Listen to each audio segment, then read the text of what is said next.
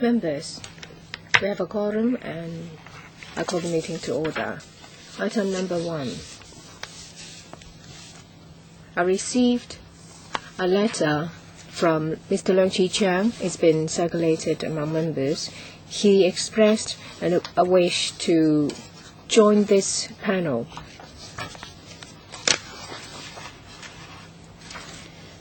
But under the ROP, we will need to get your consent before we approve of his application to join. Any objections? No? Then we welcome Mr. Leung Che-cheung into this panel. Next item, confirmation of minutes. Paper number CB bracket 2319/12 to 13. It's been given to members. The Secretariat said that they have not received any proposals for amendment. I would like to get this minutes confirmed. Any objections or questions? No? Then we move on to item number 3, matters arising from last meeting. The setting up of a subcommittee to monitor the implementation of the West Kowloon Cultural District project. In the meeting on the 16th of October, Mr. Peter Chung said that in the last term, the HAP, the Home Affairs Committee, and the Development Panel, Home Affairs Panel and the Development Panel set up a joint subcommittee to monitor the implementation of the WKCD. So I now ask members, so do we need to set up a subcommittee to monitor the WKCD? Mr. Ikokim? I was the chairman of this panel in the last term. We're all very concerned about the WKCD project. And now works have commenced in the project, and I think there is a need to set up a subcommittee. So I would like to ask members, do you think there is a need to set up the subcommittee? If so, well, last time it was a joint subcommittee. And this time we would need to consider whether it is to be set up under the HAP or it's going to be a joint subcommittee of the HAP and the Development Panel. Mr. Ikokim. Last time it was a joint subcommittee with the Development Panel because it was a large development project. The WKCD is going to be a key project in Hong Kong's future. It was a joint subcommittee because it would give a chance for members of the other panel to join as well. So my suggestion is to just adopt the approach of last term, that is, it's going to be a joint subcommittee under the HAP and the Development Panel. Any other comments? We need to consider one thing. There are over 30 members in the Development Panel. We have a dozen or so here. There are 8 members who are members of both panels. But there may be less people in the subcommittee. Ms. Dari Lee. I agree that we should adopt the approach of the last term. Members are free to join. And if there are members interested, we shouldn't mind that the subcommittee is large, because itself is a good thing. With your agreement, after the meeting I will have a discussion with the chairman of the Development Panel to see if we will set up a joint subcommittee.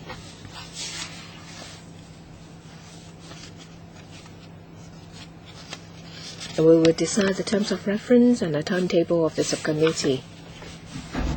If there are no questions, item number 4. Information papers issued since last meeting.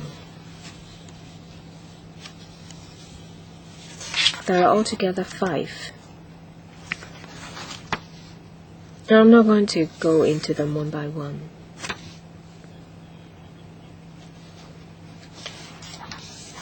The papers have been issued to members, and they have been listed out in the agenda. And if there are no questions, I'll go to item number 5, date of next meeting, an item for discussion. The next meeting was scheduled on the 11th of January at 8:30, but the administration suggested to change it to the 18th of January at 8:30 in the morning. They've also proposed items for discussion. First is the policy briefing by the Secretary for Home Affairs, and the second one is the matters relating to nomination of representatives of arts interest for the Hong Kong Arts Development Council. The policy address will take place on the 16th of January. That's why the administration would like to change the next regular meeting to the 18th. Any questions on change of date? If not, that's decided for the January meeting. Since the meeting date in January is changed, for the regular meeting in February, it was scheduled on the 8th of February, which happens to be the second last day of the Chinese New Year, coupled with the fact that we have changed the regular meeting in January. The administration is concerned whether they'll have enough time to get all the documents in order. There is another slot for our consideration. It's 20th of February at 8:30 in the morning. It's a Wednesday. That would be our February regular meeting. Any questions or comments? The 20th of February, a Wednesday, at 8:30 in the morning.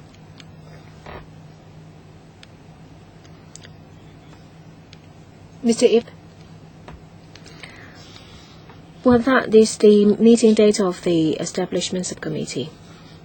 I've checked with the Secretariat. It may clash with meetings of some members.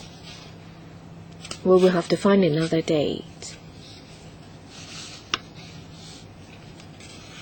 The Secretariat has checked, and the other available date is the 18th of February. It's also a Monday, which means that for January and February meetings, they will be on Monday. There may be a lot of our members who are in the Establishment Subcommittee. 18th, all right. So is it going to be changed to the 18th? Any questions if it's going to be changed to the 18th of February?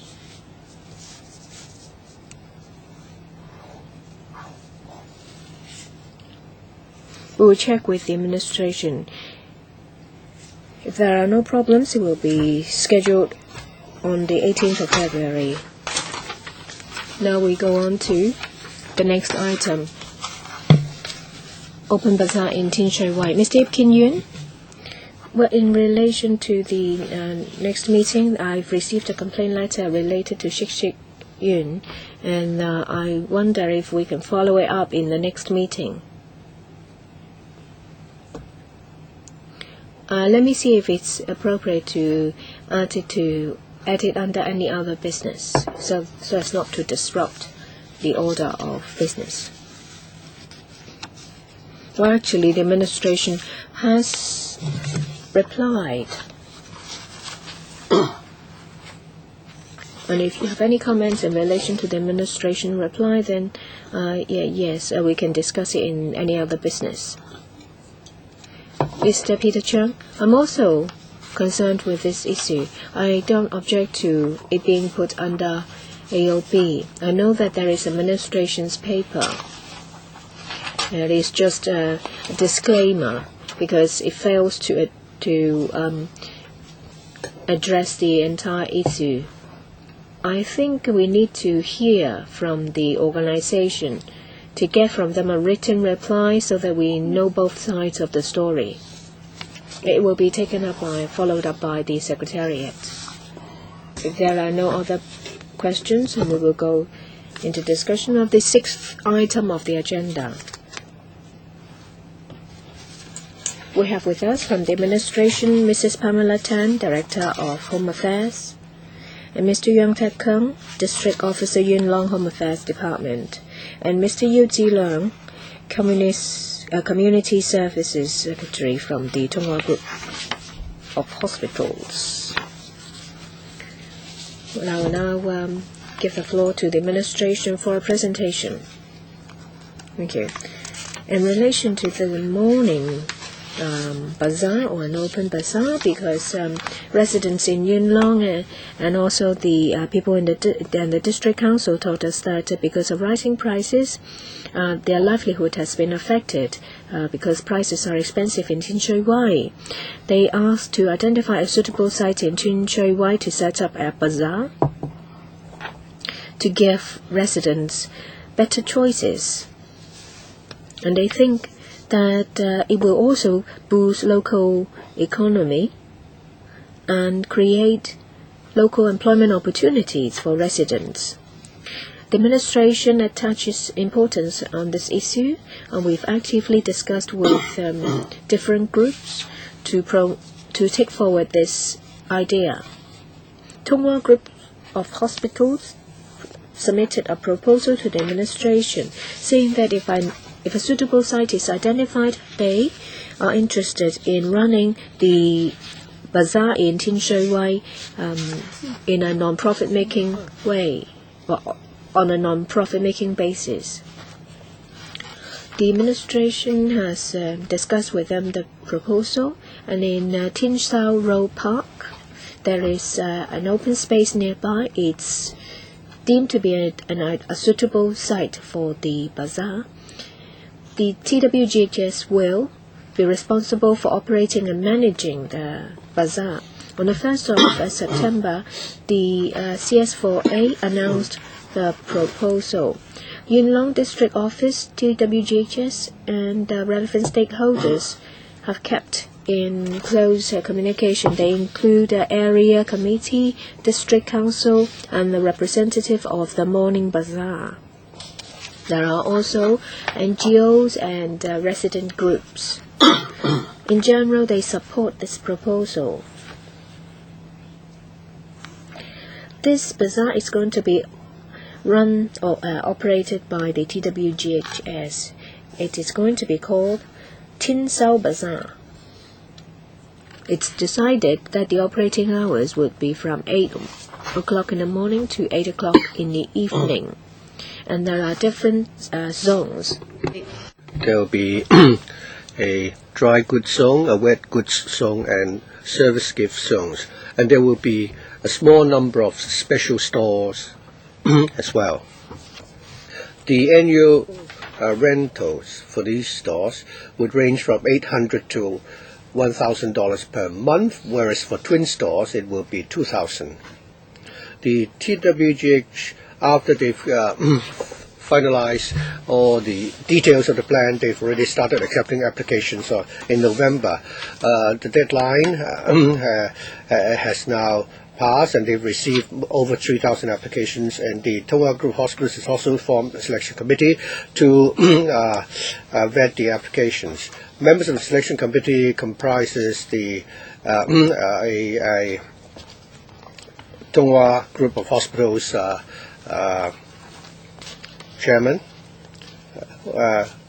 together with the Yuen Long District Council, the Yuen Long District Office, the Yuen Long Social Welfare Office of the SWD, NGOs, and academics. It is expected that the selection process will be completed within this month, and we will announce results in January.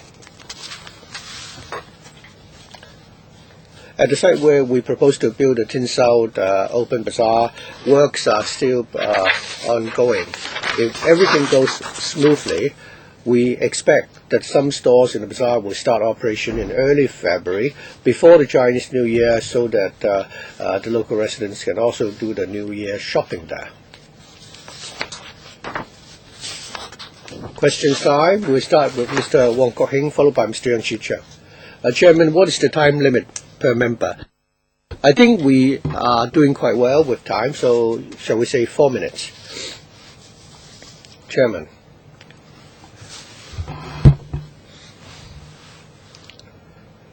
In Tin Shui Wai, after many years of lobbying, the government has finally decided to set up the Tin South Open Bazaar to be operated by a NGO, and I welcome that.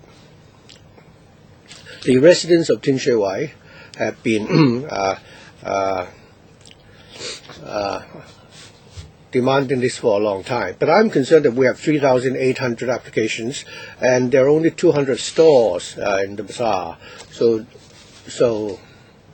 it means that many residents really don't have much employment opportunities or channels for them to start up their own businesses.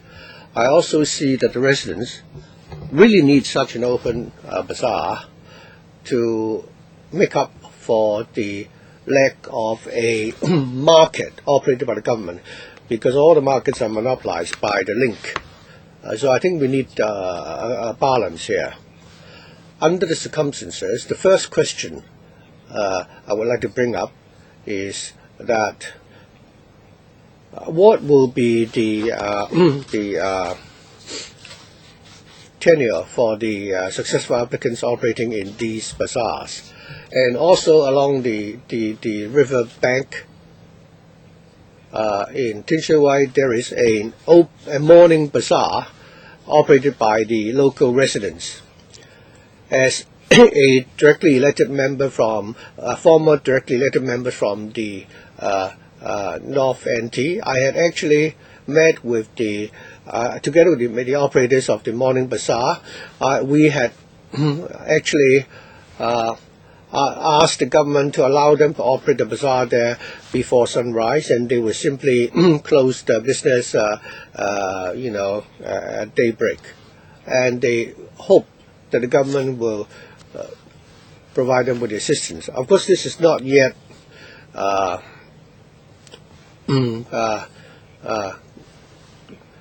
been done yet, but they are willing to exercise self-discipline, and the district officer has also convened interdepartmental meetings to see how we can help. We can ensure that that they will operate the business in a regulated manner. Since you have 3,800 people applying for the stores at the Tin South Open Bazaar, and you only have 200 stores. So for the morning bazaar operating along the riverbank, would you allow them to operate on a self-disciplined basis?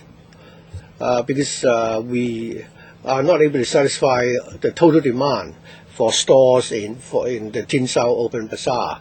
Would you consider allowing the operators in the morning bazaar to continue with the business? I think the tenure for the operators for the Tin South Open Bazaar is like this. The site will be leased to the Tongwa Group on a short-term tenancy basis for 5 years, after which we can consider renewal.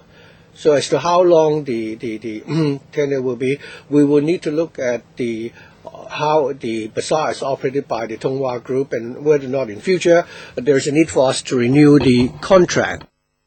After the bazaar has been set up, Mr. Wong believes that some of the hawkers operating there would like to be able to continue with their operations along the river bank. Please, as brief as you can, Madam Chan. I think we're all very concerned about this issue. Many of them have already put in applications. At the moment, along the riverside, we will set up a formal bazaar because those operating in the morning bazaar has actually caused some environmental problems, and the government will need to look into that. Chairman, I think you have to wait for your second turn. Also like to remind members that the Secretary had received 2 submissions last night, and these have been tabled for members already today. When members ask questions, I hope you will make good use of your time and reserve sufficient time for the administration to respond. Otherwise, the officials will not be able to answer your questions. Mr. Leung Che-cheung. Thank you. The government is now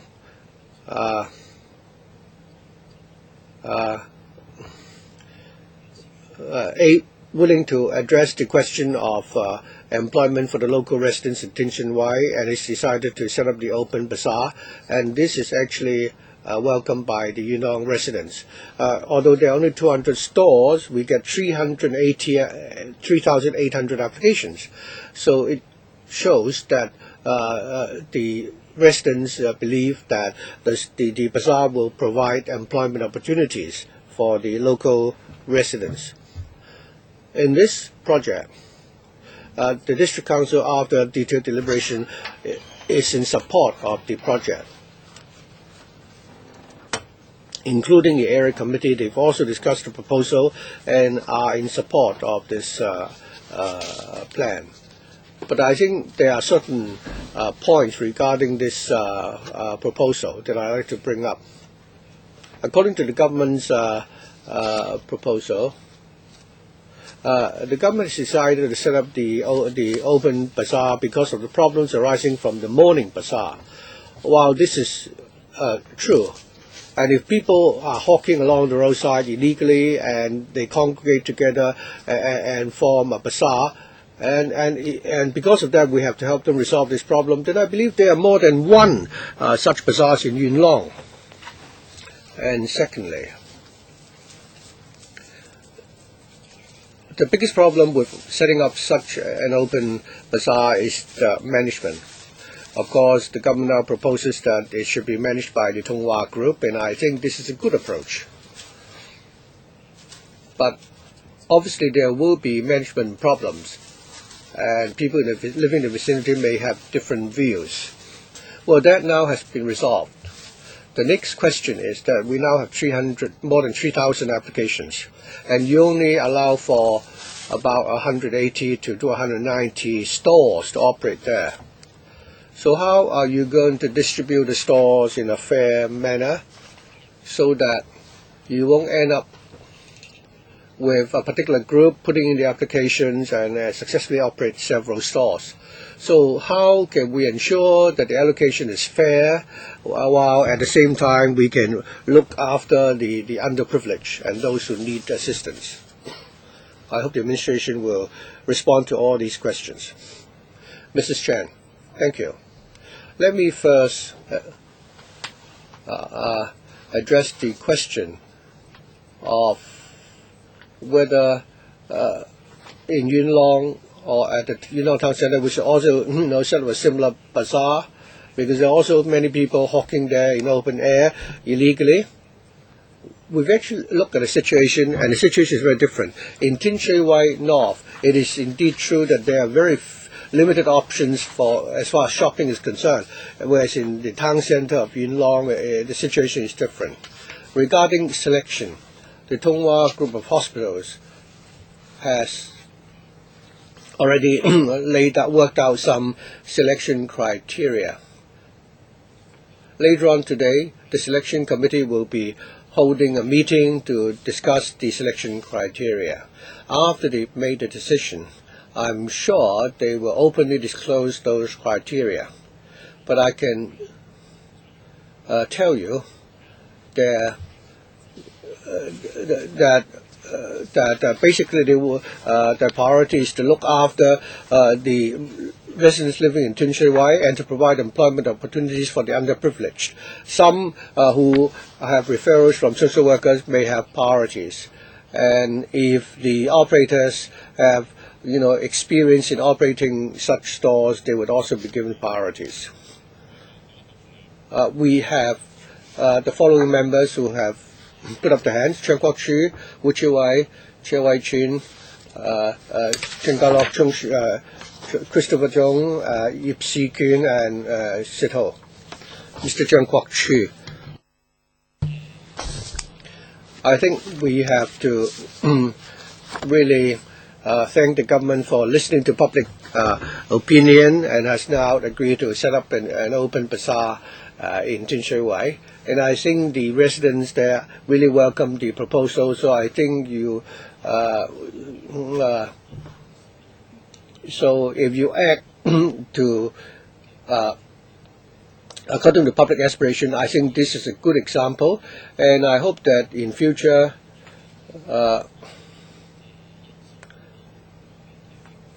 as the director said, in certain districts like Kwun Tong and Tung Chung, where you have a similar situation, you can actually set up new open bazaars in those districts as well.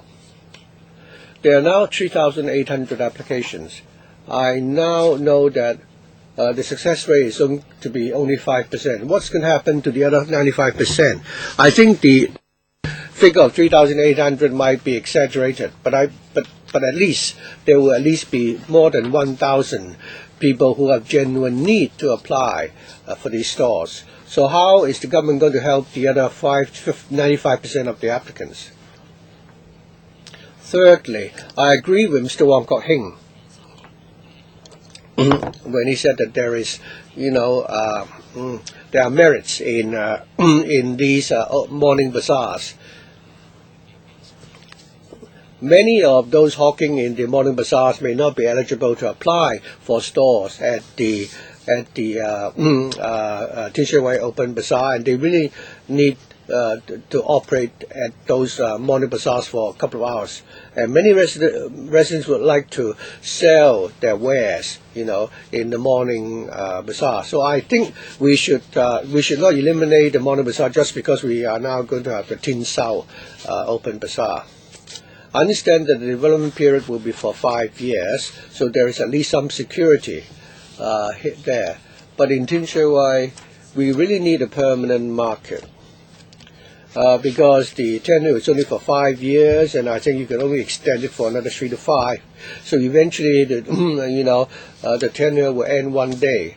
Would you consider providing for a permanent market in situ, which will be built 5 years from now, in order to break up the monopoly there? Finally,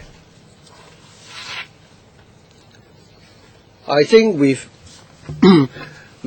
had a good start. The next question is management, and members have also pointed out already that management of the bazaar is important.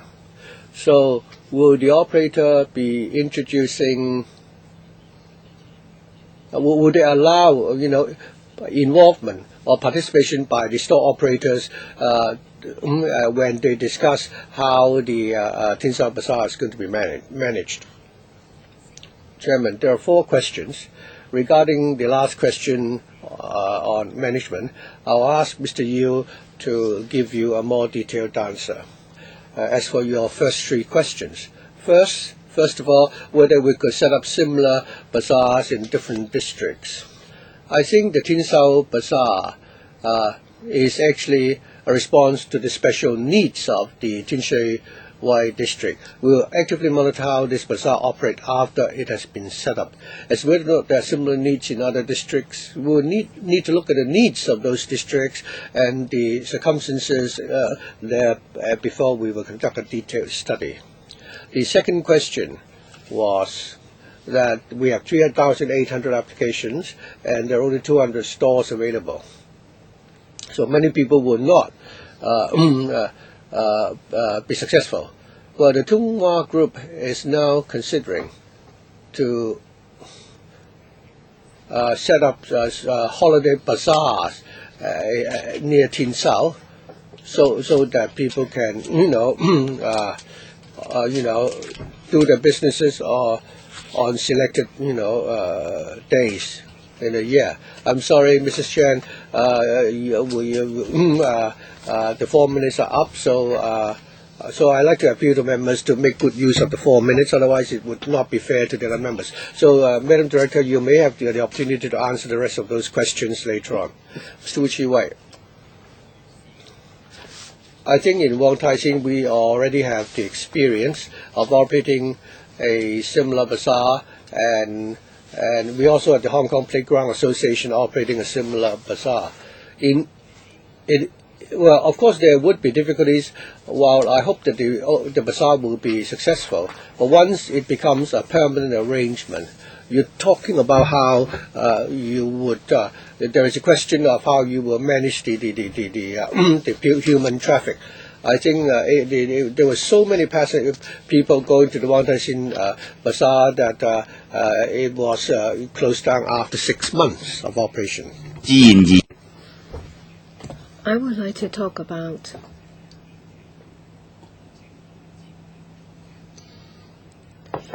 hawking activities in places like the morning bazaar.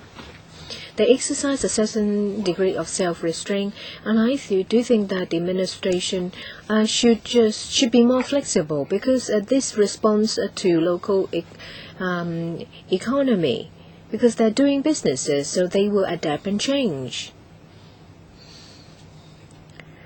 The director said that she would not consider other bazaars in other locations, but you will have to take into consideration opportunities for starting businesses or job opportunities. You can draw reference from overseas jurisdictions. Say, for example, it's going to be a market period.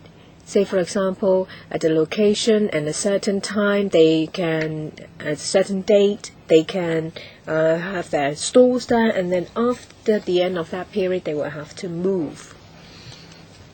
So you can extend this idea to other places in Hong Kong and Kowloon. And you can exercise effective management. You don't have to worry that if these 200 stores, and if their businesses bloom, the owners will not want to leave, but if business is bad, then they would want to go. And if you rely on poor business to drive them away, I think the consequence is quite serious. Maybe you should designate, say, at different locations, Monday, Wednesday, Friday, or Tuesday, Thursdays, they can have their stalls there. This allows participation of people from different sectors. This is a chance for them to start their business. Director.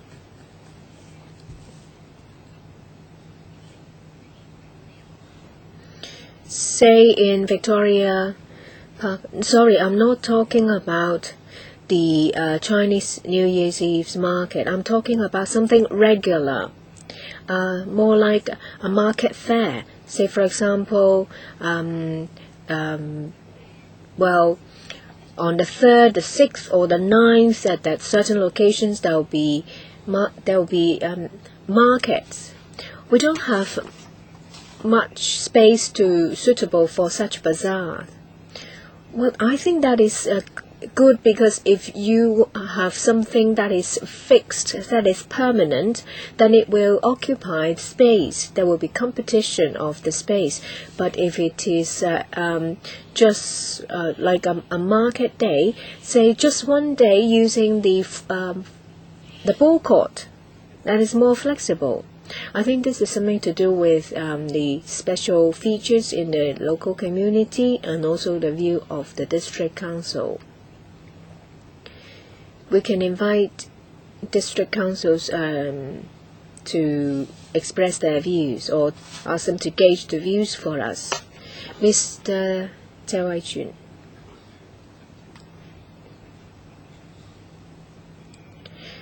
There is great demand there, and this proposal is to respond to that demand. I support The idea itself, because this will meet the need of the residents, especially those in the lower strata or in the lower stratum. But do we need a full do we need to maybe put it on a pilot basis? And if the Tin Sao Bazaar is proved to be successful, would you adjust your policies to extend this type of bazaar to other locations? Of course, I don't want a policy to encourage unlicensed hawking by regularizing them.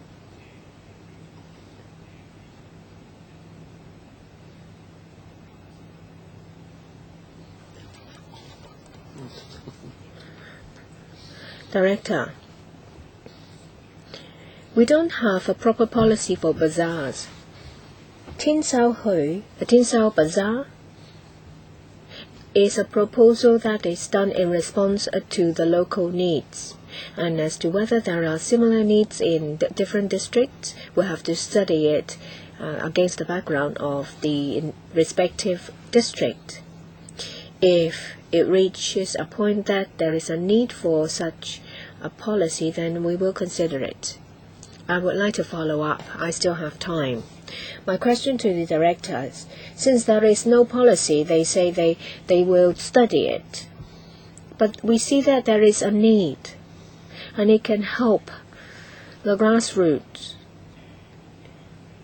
In certain districts, they have similar problems like those in Tin Shui Wai. Residents want to buy cheap products. Why doesn't the administration immediately study this issue and formulate a policy, because it is a beneficial one?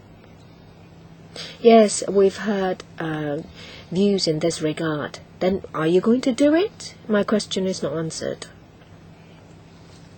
As I've said, since there are different characteristics in different districts and there is a different level of need, the TWGHS proposal is a comprehensive one. They have done market survey. Different departments have studied it in terms of environmental issues, nuisance to residents.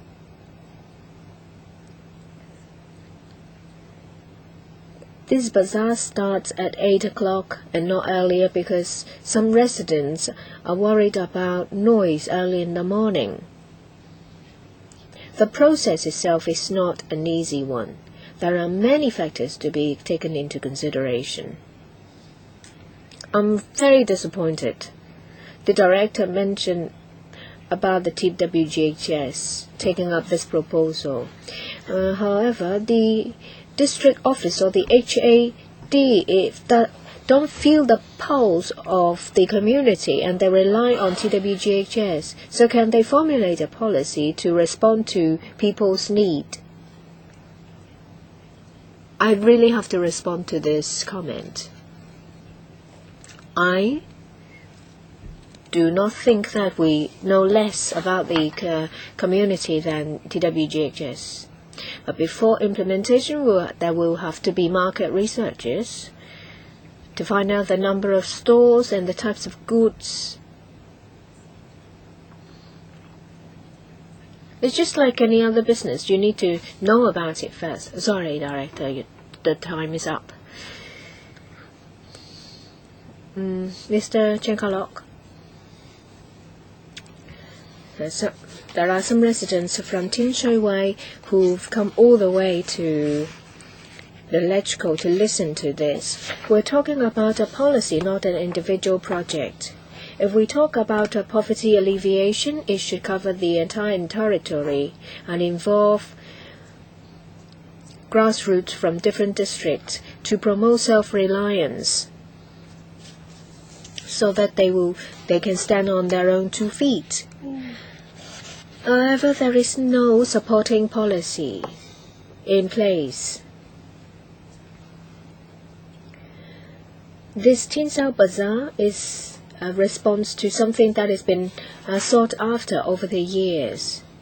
The grassroots have already done that the bits. They have started their own morning bazaar. So they're waiting for the administration to do something, and it should be more than just Tin Sao Bazaar. They should flourish in places like Wong Tai Sin or Sham Shui Po.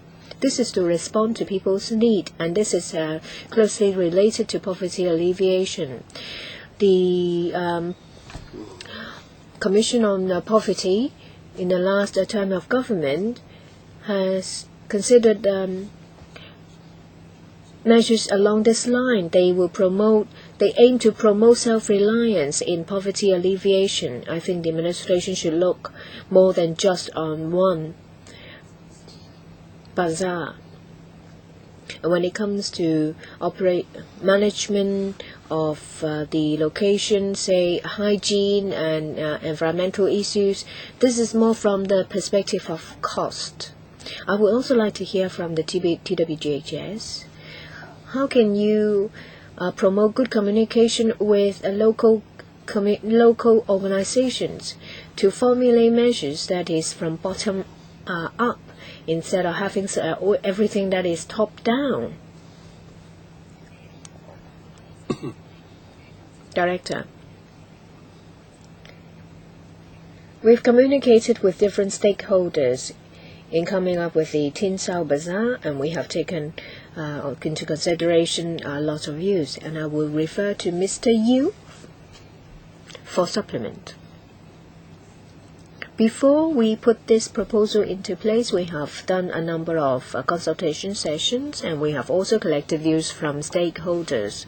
Apart from surveys or researches, we also attach importance on communication with the residents.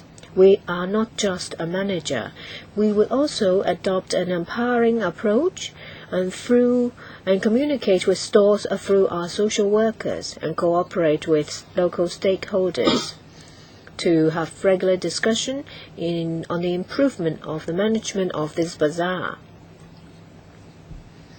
So can the administration tell us that policy-wise, have they considered other locations to run similar bazaars, or say, for example, LCSD venues? When I was studying in Oxford, every Wednesday, the plaza in the town centre was turned into a marketplace, which is a very good idea.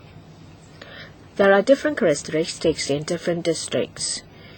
We have to make a decision against the background and the features of the district to respond to the needs of that particular district, and that is our direction. And when it comes to an umbrella policy, well, it actually depends on the district, because local opportunities is to be seized, and local solutions are to be sought when there are problems. Mr. Christopher Chung. I really admire the courage of the Director of Home Affairs. The FEHD and the municipal councils have been dealing with hawking activities, and it was a mess. Please speak into the microphone. I feel that this is not the right time for a policy. The administration should take stock of experience in different districts since SARS. In the Eastern District, there was a similar market. This is the 9th year. On the face of it, it's successful. But there are problems because it is not represented. It is not representative because it is only unique to the Eastern District. There are other similar projects in the new territories near train stations. For this 5-year management period, should we just deal with Tin Sao Bazaar to learn from the experience first? Because there are common problems in a hawking bazaar. So, will the director conduct a detailed study with the TWGHS to take stock of past experience and the on this pilot scheme, I don't have much confidence. Will you conduct a study and come up with give us a report? So that we'll have information on hand when we formulate policies. The answer certainly is yes, we will do that. The Tonghua Group also has plans to conduct research together with certain universities. We really want to find out, learn from the experience of the Tin Sao Bazaar, and if there should be any needs in similar needs in other districts, and how should we, increase such facilities in those districts. I think that will be useful information. I'll be more specific. If after we set up the Tin Sao Open Bazaar, and if business is good, how will the environment and the traffic situation there be affected? So either both the department and the Tonghua Group, have you conducted such a study? In the course of managing the bazaar, since there will be wet goods and dry goods being sold there, so will there be any problems, or will illegal hawkers be attracted to do business in the periphery of the open bazaar? And have you ever, studied that question? I think we are full steam ahead as far as preparation to set up the open air bazaar is concerned. We've also conducted, traffic assessment, traffic impact assessments as to what sort of service will be provided in the bazaar. We've also done a market research. Given that we've had done such a comprehensive evaluation, so we're not just talking about the bazaar itself. There will be loading and unloading areas. There'll also be special traffic arrangements, and the police will also be assisting us. So after the tenure ends in 5 years, will there be any arrangements for in situ,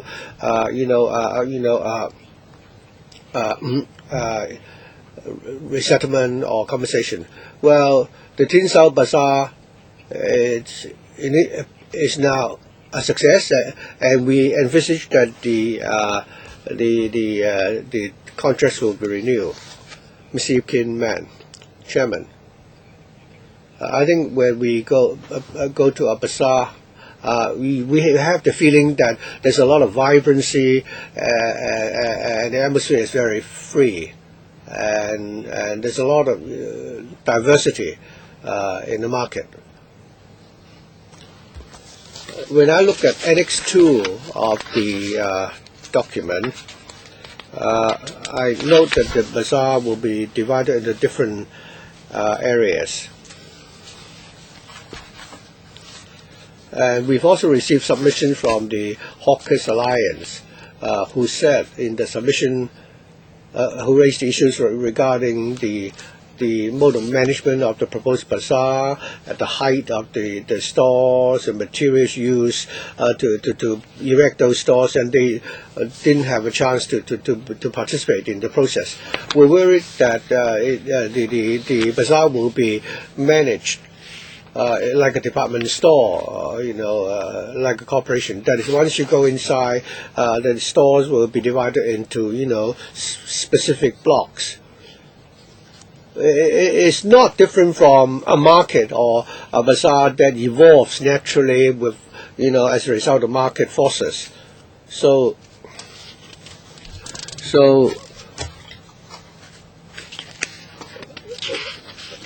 on the one hand, you could resort to corporate management. On the other hand, you can allow the hawkers, to freely, respond to the market. So I think you should strike a good balance there. Mr. Yu said that he would operate the market by empowering the store operators through the social workers. I don't think we're talking about empowerment here. It's only some form of consultation. That's all. The hawkers really have are very much in tune with the pulse of the market, but you're not able to leverage on that. So would you be prepared to further invite representatives of the store operators into the management of this bazaar?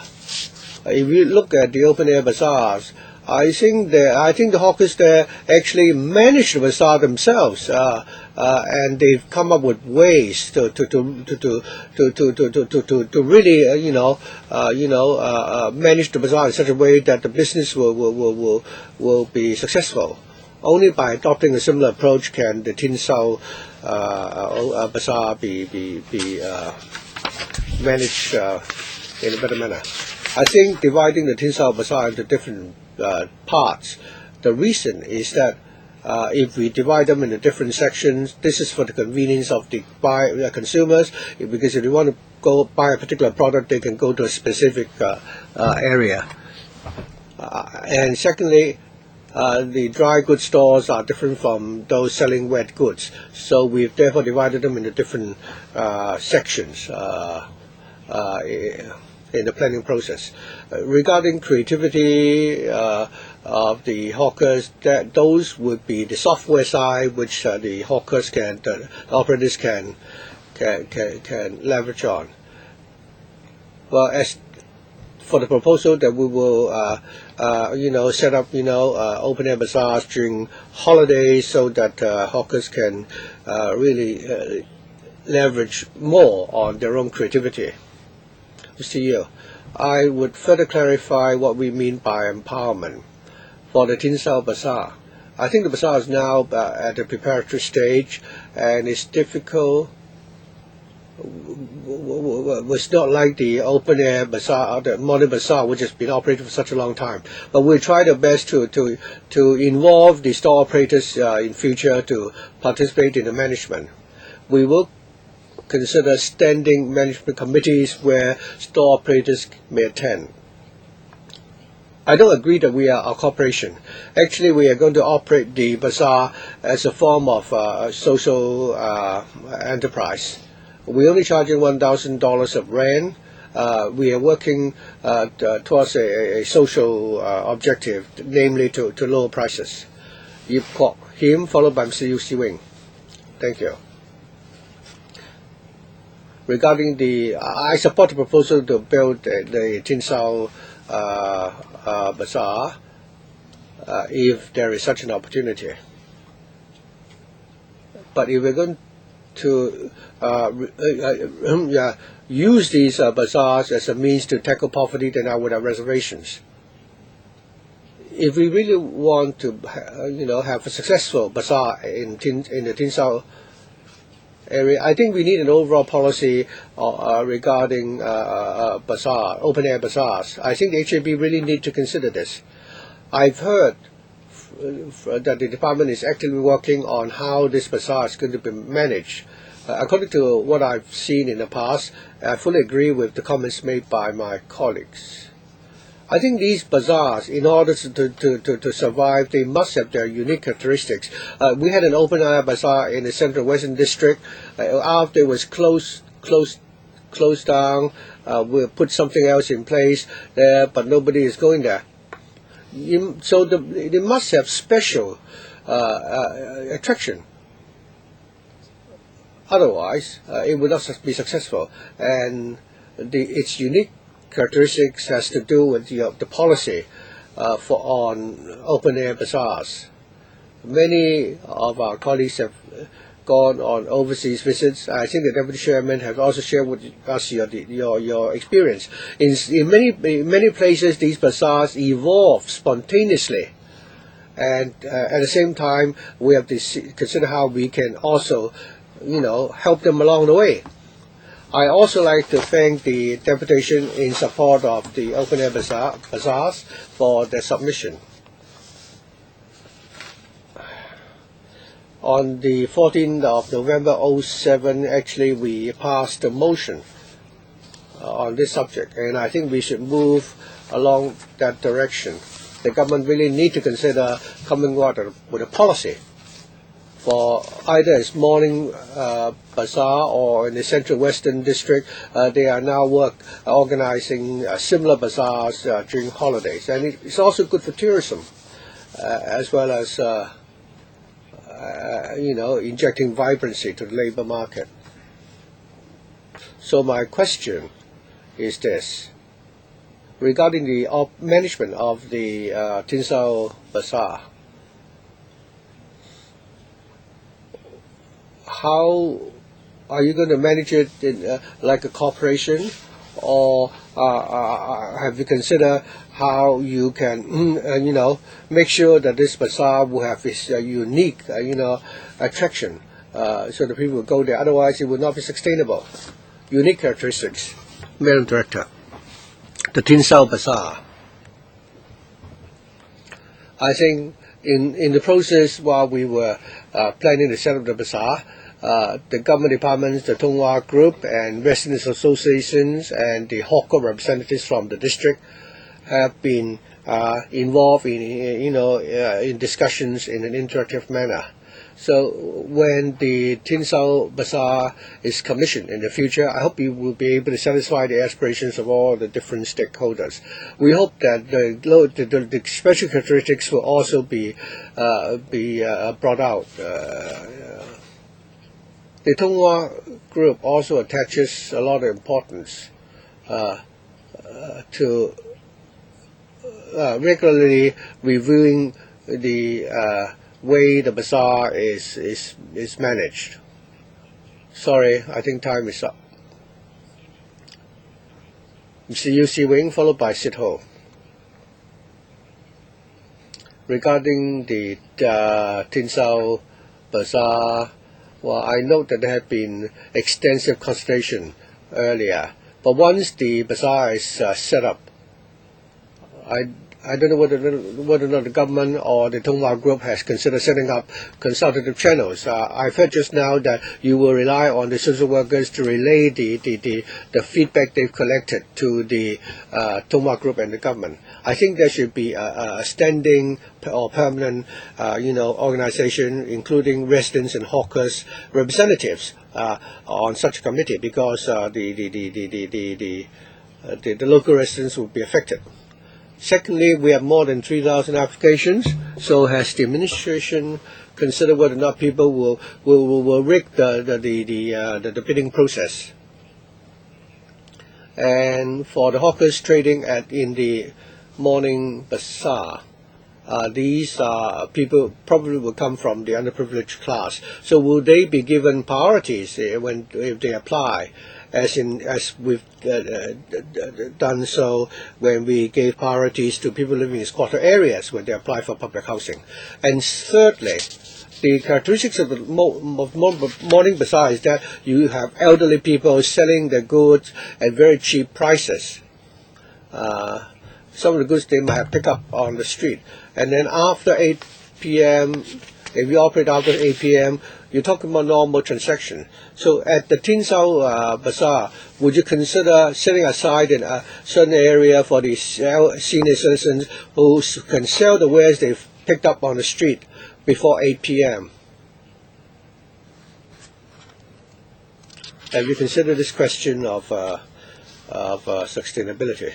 Well, the simple answer is that when we were planning on the Tin Sao Bazaar, we've actually done extensive consultation with the district councils, the area committees, and even the residents. We've organized fora with the residents and hawker representatives. There had been a lot of consultation in an interactive manner. We've actually taken aboard the views from all the stakeholders. After the bazaar commences its operations, the Tung Wah Group will continue to liaise and to interact with the different stakeholders. Well, this is the first time that we're setting up such a bazaar. We all want it to be a success. So this is how we intend to proceed. I'd also like to invite Mr. Yu to supplement further on the details. Regarding possibility of people rigging the bid. So in the selection criteria, we will ensure that someone who successfully bid for a store will not be allowed to transfer his license or operation right to another person. He will need to be present at the store. And for people trading in the morning bazaar, we will propose to the selection committee to give additional points or priorities in the selection process to these hawkers. Of course, these have yet to be finalized after the committee has finished with this discussion. What about the morning session? After the traders have moved into this Tin Sao Bazaar, since they paid the rent, we will need to consult with them as to whether or not they mind allowing people, hawkers, to trade there before 8. So they might have some views as well. I hope you will have a standing sort of organization or structure. I hope the administration and the Tonghua Group will consider my suggestion.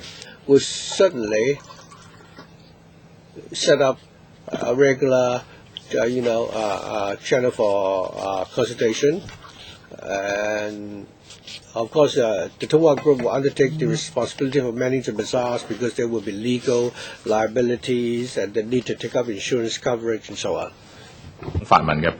There are still 5 members in the first round: Sid Ho, Fernando Zhang, Alice Mack, and Raymond Chan.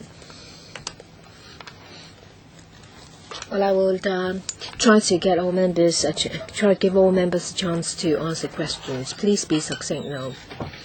Bazaar as a measure to alleviate poverty is not effective. And when it comes to high product prices and high rental, it should be tackled from a different perspective. And but we agree that the bazaar is a way to develop local economy and to promote characteristics. There are many bazaars in Hong Kong that have been doing quite well, but however, if you get involved and get it regularized, then it started to die. I think what is good about this is that it is an organic development on its own. There is free entry and free exit. So I asked the TWGHS to give it more flexibility. Just now I heard from the director that the bazaar will be designed to incorporate different zones for customers' ease of shopping. But that is not the case. You don't know the fun of shopping when you're browsing, and then you just see whatever you like when you're walking, and then you will buy it. And if you have them into different zones, then the first 3 stores at the entrance will have business, not the others. And I asked the director to tell the FEHD not to take strict enforcement action. For vendors who would just want to do business for a couple of hours, they will not go into your bazaar. Please, let the morning bazaar thrive. Leave the morning bazaar and tell the FEHD not to strictly enforce the law there. The Commission on Poverty is set up, and it is to be chaired by the CS4A. A series of poverty alleviation measures will be considered. And bazaar is not a measure in the Commission of Poverty. This is just in response to the local need. And whereas flexibility, when it comes to flexibility to the stores along the NOLA, we've received complaints from residents, and we should not lose the balance, because we have to strike a balance and balance the interest of residents and hawkers. Before taking actions, the FEHD will monitor the situation, and in the past they have adopted an approach to warn first before taking prosecution action. Frontline officers will gauge the actual situation, and they will take limited enforcement action when the nuisance becomes intolerable. A bazaar is created because there is a need.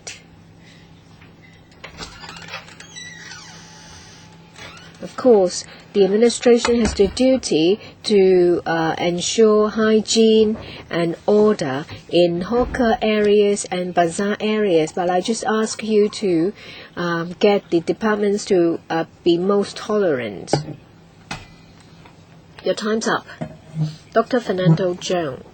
Well, I've already asked if there are any members who would like to speak. I believe that after all, all four members have asked their questions, that there will not be any more time. So, apologies, Ms. Claudia Mo and Ms. Chen Yin Han. Dr. Cheung, there are 15 or 16 members here, so we're just a few members short to be able to impeach the Chief Executive. I'm not a member of this panel, but I am here because different political parties are all concerned about the livelihood of people, because there is conglomerate hegemony. Lingrid has dominated the shopping mall. There is no chance for people to do small businesses, and no chance for people to buy cheap goods, and there is no hawker policy in place. The director said that there is no policy, and that's why we have problems. Some organizations would like to maybe set up some temporary bazaars in LCSD venues or venues managed by the department. But since there is no policy, departments will not agree to let the organizations lease the location for just a weekend bazaar. In places where there is more organization, their efforts are more organized, and when there is a stronger voice, then you will let them have a bazaar there. So I would like to ask the administration, when will you formulate a hawker and bazaar policy that is applicable to the whole of Hong Kong? A motion was endorsed in this regard in 2007, but still we are waiting. Local residents and store owners are very concerned about the management of Tin Sao Bazaar. I've heard from Mr. Yiu from TWGHS that communication will be maintained. But we're not talking about regular meetings with the stores. There should be a structure in place. Will there be a management committee in place allowing organizations or store owners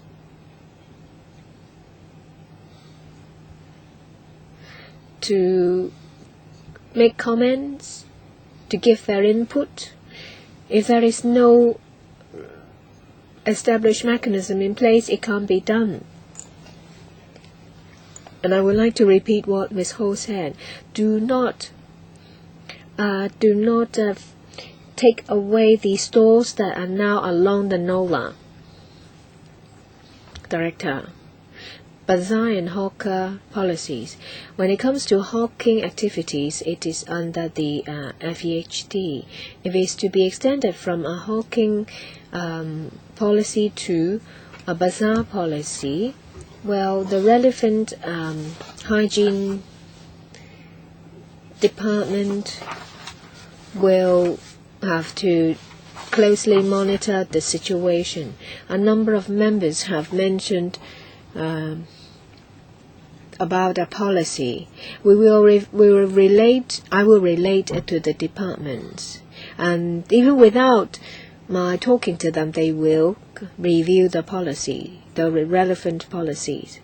We have to do it in a gradual manner because it covers a wide spectrum of legislation. when the FEHG is reviewing their policies, that they will take into account this general direction. Ms. Alex Mack. First of all, I support this proposal, and I agree with some other members. If we are to have sustained development of bazaar, there should be a bazaar policy in place. To a lot of Tin Shui Wai residents, Tin Sao Bazaar is not just a bazaar. It's a place where they can buy cheap goods. When you talk about a weekend market, that may not be their prime concern.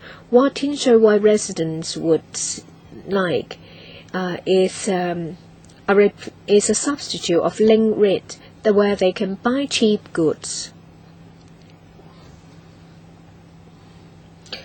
I hope the Tonghua groups of hospitals can keep this in mind to ensure that there are always goods of affordable prices available. I've conducted a consultation session. Over 400 residents attended. I've been a district councillor for quite a number of years, and it's very rare that there is such a high turnout. The residents say that they want a place where they can buy cheap goods, and they want to get a chance to run a store. So far, there are over 3,000 applications, and I've read from the press that there is a selection or scoring criteria. I know that the selection panel will convene today. I would like to ask. There are some district councillors and district personalities in the selection panel. Have you considered, apart from recommendations from social workers, the views of local residents? There are over 3,000 applications, and I think over 3,000 people will be disappointed. How can you make these people feel that they have lost simply because of a lack of merit? What is the selection criteria?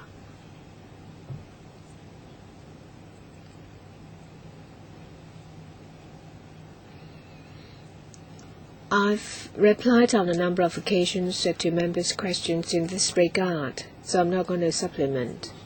And when it comes to buying goods at affordable prices, Tin Sao Bazaar charges a low rental. The objective is that this can keep the cost down, so stall owners can sell their goods at a cheaper price. Selection criteria. I've touched on it this morning. There are a number of criteria.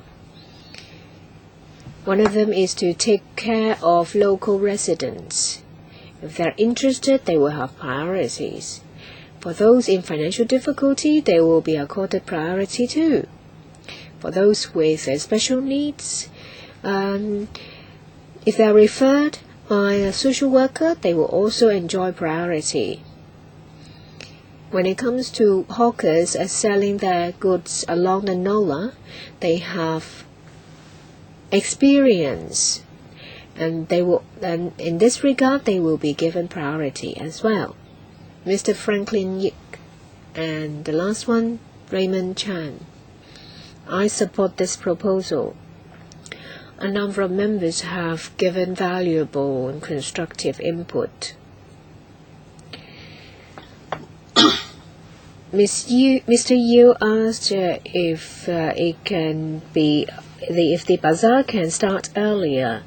Miss Alice Mack talked about a demand for cheaper goods. In paragraph 8, it says that the operating hours of this bazaar is 8 o'clock in the morning to 8 in the evening. In this area, there are a lot of families with both parents working. So during this time, they would have been to work. And it's only on Sundays that they can go to this bazaar. Would you postpone the operating hours to, say, for example, 10 in the morning to 10 at night, so that people can go and shop there after work? First of all, the operating hours has been decided after we've communicated with the different stakeholders. You must remember that the hawkers trading near the Nullah, the residents are complaining that they are causing a lot of noise nuisance early in the morning before they wake up. And in the evening, I think we've set the time at 8 p.m. because we've conducted a market research and we've also communicated with the different stakeholders. After the bazaar has come into operation, the Tonghua Group, as the management, will continue to liaise with the different stakeholders. Mr. Yu already answered some of members' questions and said that there will be such a mechanism for communication. So if there should be any areas which required improvement, the door is not shut. Mr. Yu, would you like to add anything else? Well, regarding the operating hours, I think we've consulted the local residents, and the majority of them prefer our proposed operating hours. Chan Chi-kin. I have one comment and a question. I think in Hong Kong we need a comprehensive policy on bazaars rather than adopting an ad hoc approach. There should also be a plan to study into the feasibility of setting up hawkers in different districts, because if you do it on a pilot basis, then there is no way for you to compare. Secondly, I'd like to talk about your selection criteria. According to your report today, there are 8 points to be scored according to 6 criteria, and these, for example, the creativity of the products, whether the business is environmentally friendly, and so on. I mean, if we strictly follow such criteria, would it result in all the traders selling clothes and so on? Otherwise, how would you make adjustments to ensure that there are different variety of goods sold there? A successful bazaar would need to provide for, a good diversity of products. So this selection criteria has not yet been subject to discussion, and it may need to be revised. For example, creative products, environmental protection. We are proposing that we will give priority to a small number of stores which have unique characteristics. But overall speaking, the applicant would need to score higher marks before they are successful. But our proposal would need to be discussed by the selection committee. But Mr. Chen's proposal, we've actually considered that many times already. That is, how do we ensure there is diversity and also fairness. According to the proposed selection criteria, you can't control what will be the different types of goods that will be sold there eventually. Because the criteria that the applicants will need, who have priority, who have low incomes and referrals. So if it end up that they all eventually be selling clothes in the bazaar, what's going to happen? That's why we've manually vetted all the 800 applications. For example, people applying to become cobblers or locksmith. There are very few applications, but the services are really needed by the residents. So we would therefore may recommend to the selection committee to give priority to those applicants and give them additional points. If we do not stick to those 6 criteria, and if there are many exceptions, then there might be also disputes. Good. Since the last 2 questions have not used up their 4 minutes, so I'd like to let Ms. Chen Han and Claudia Mo to have 2 minutes each. Thank you, Mr. Chen Chi-kin, for asking the question I wanted to put. I would like to remind the government, first of all, that although we now have minimum wage, and people now have more choices as far as jobs are concerned. But the open air bazaar actually helps tourism and enable people to be able to shop for daily necessities at a cheaper price. It also gives them more choices. I welcome the proposal to set up the Tin Sao Bazaar. I think Mr. Chen Che-cheung raised a very good question. There must be good variety of goods and services. I think Mr. Chen will know that we operated a big bazaar with more than 300 stores selling different types of goods. You need various factors to ensure that the bazaar will be successful. So you must take on board our suggestions. If you adopt the mindset of the government bureaucrats without inputs from the operators, I think the bazaar will not be successful. I'm sorry, your time is up. I've already spelled out the rules of the game. Director, 1 minute. I think we already mentioned that regarding diversity of goods to be sold there, the Fung-kwok Group's selection committee will certainly consider that carefully. Later on today, they will be discussing the selection criteria to ensure that there will be diversity and fairness. I hope that the outcome can respond to all those aspirations. I have a few more seconds. Other than this, please, set up more bazaars and not just a single one. Claude Vermo, 1 minute. Thank you. I really believe that the bazaar culture should be evolved naturally. Of course, it doesn't mean that we should leave them to operate alone.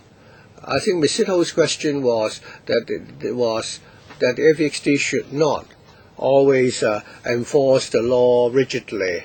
In Far Yuen Street, there have been a case recently where before the FSD came to conduct inspection, the stores were not allowed to set up umbrellas, and when it rains, the wares became all wet, and they would have lost a lot of money. So I think this type of enforcement is really,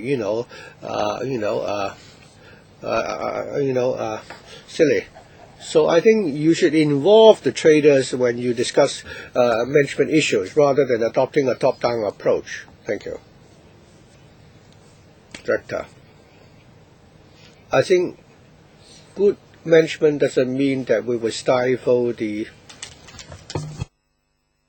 success of the bazaar. I think in Yuen Long near Kam Sheung Road, we also had a bazaar operated by managed by the operators, and so far it's been very successful. So long as there is good management, while at the same time we accommodate creativity and diversity, and if we can track human traffic to the place. Of course, it is a necessary prerequisite as far as the human traffic is concerned. I think we started early on this item, and we've actually spent 1 hour 20 minutes already on this item. Some of the policy issues brought up earlier might actually come under the jurisdiction of the the Food and Environment Bureau, whereas same for management. So if you want to follow up on this, I think we can follow up on this at the relevant panel. The Secretary will certainly relay all the information to the departments concerned. With that, I think we can end our discussion on this item, and I'd like to thank the officials for attending. The next item, sports policy and objectives. We'll now invite the officials to join us. 排隊係我都要排。今日出席會。In attendance for this item, we have Mr. Chang Tak-shing, Secretary for Home Affairs, Mrs. Betty Fong, Director of Leisure and Cultural Services, Mr. Jonathan McKinley, Deputy Secretary, Mr. Petty Lai, PAS, and Mr. Bobby Cheung, Deputy Director of the LCSD. Director, Mr. Secretary, could you briefly walk us through your paper? Originally, I wanted to go through the paper. Since you have overrun on the earlier item, I may as well dispense with the introduction and start and go straight to the questions, if you agree. Okay, we have Wong Kok Heng, Chen Ka-lok, myself, Chung Kwok-chi, and Mr. Wu Chi-wai, and Helena Wong. We'll start with Mr. Wong Kok Heng. Again, I think we'll stick to the 4-minute rule. Mr. Wong Kok Heng. Thank you. 2 questions. First of all, Mr. Secretary, the administration of the last term applied for the right to host a major international sports event, and eventually it was not successful. At the time, many people pointed out that as far as the development of sports is concerned, we need a long-term policy, and that the government should also build the necessary venues in parallel, so that you shouldn't build those facilities when an urgent need arises. So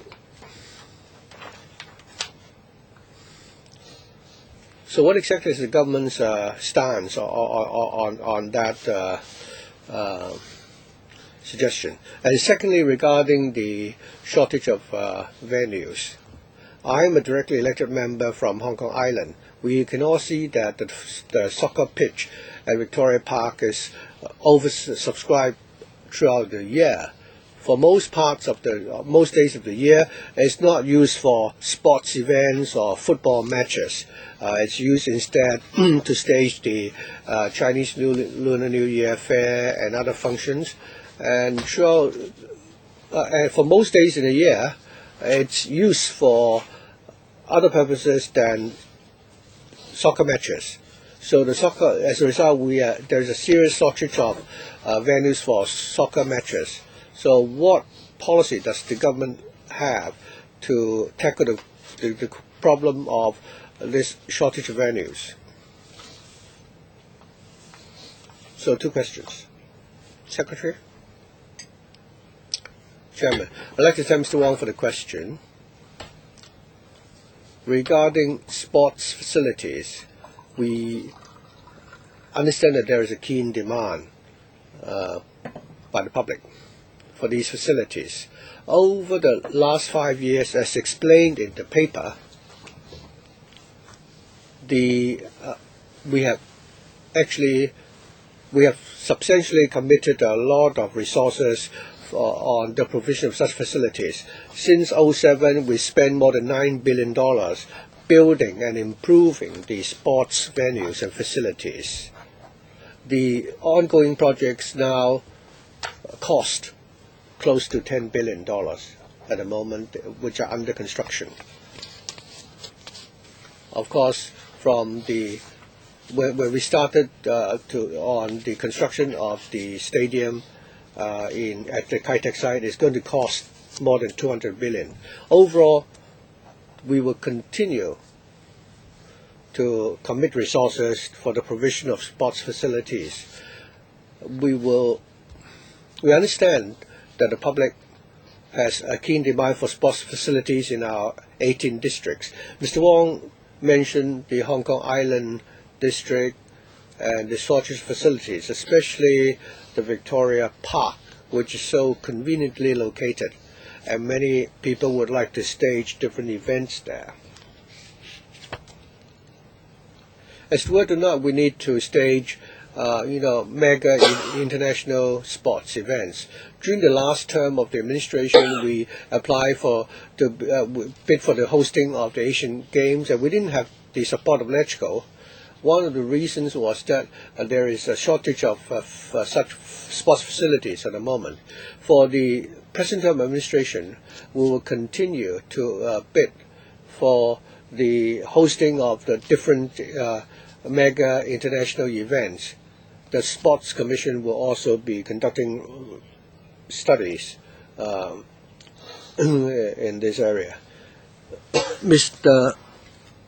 Dr. Kenneth Chan, I'm not too happy with the paper because you simply stated your position and you tell us that since 10 years ago, so after the review on sports facilities, you've done a lot already. So my question is this. Many people in Hong Kong think that we need softwares to complement our policies. So you need there should be a poll or survey on people's attitudes and people's habits, and so I think you should conduct a territory-wide study about the needs of the people. And secondly, since the Olympics, for individual and group winners of medals or international events, those who won medals from the Paralympics would only get an award which is about 10% of those given to the able-bodied athletes. I don't think the government should take the lead in discriminating against the disabled athletes. They should pay them the same amount of rewards or prize.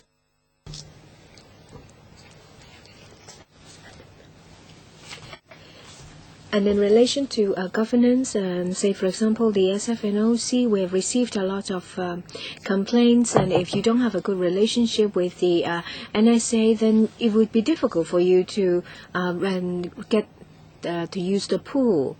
So this term of government, will they have the courage to review it? Secretary, first, a territory-wide survey, we have actually done a study, and we have released the findings of the study. All in all, sports participation in Hong Kong is lacking. We will do our best to promote sports for Hong Kong people. The LCSD is organizing a series of sports program, and there's also a Sports for All Day, and also there is the Hong Kong Games, which is biennial, and it will take place next year. And in relation to the difference of prizes between winners of the Olympics and the Paralympics, well, there is actually historical reason behind it. When it first started,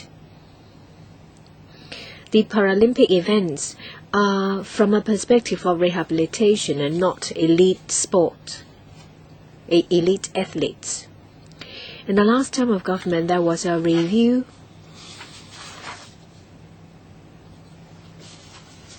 on prizes for winning athletes for Hong Kong, and that is the cash prize.